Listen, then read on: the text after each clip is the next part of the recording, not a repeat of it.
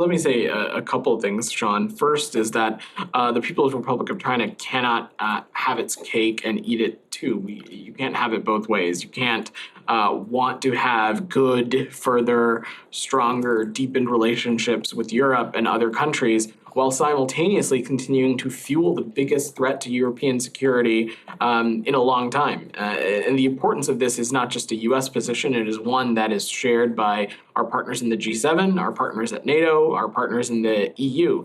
Fueling Russia's defense industrial base, as the People's Republic of China has, not only threatens Ukrainian security, it threatens European security. And Beijing can't achieve better relations with Europe while also continuing to support something like this. I will also say that in just coming down, I saw something as it relates to what looked like a joint statement or some language coming out of this meeting that talked about, as you mentioned, concerns about escalation,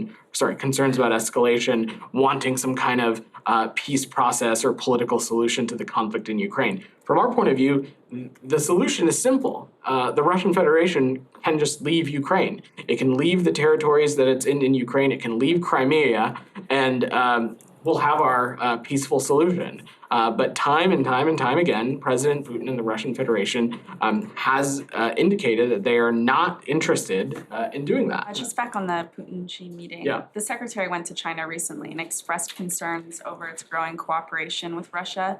And yet this meeting is happening now, and they pledged a new era of partnership.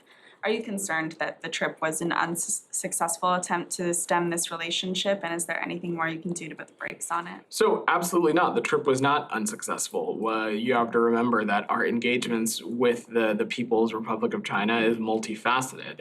And one of the key components of this of the Secretary's visit was to build on some of the key deliverables that came out of President Biden and President Xi's Woodside Summit. We're talking about enhancing cooperation on fentanyl, additional military-to-military communication, collaboration in other areas. And we know that focusing on those issues continues to allow us to manage this relationship responsibly, manage competition responsibly, which is what the world expects of international powers. That being said, surely we also believe that the People's Republic of China's essential reconstitution of Russia's defense industrial base is deeply problematic, and we will monitor this space closely and take appropriate actions independently through other multilateral fora should we need. And we continue to say directly, and we have, the Secretary has been direct on this with his counterparts, that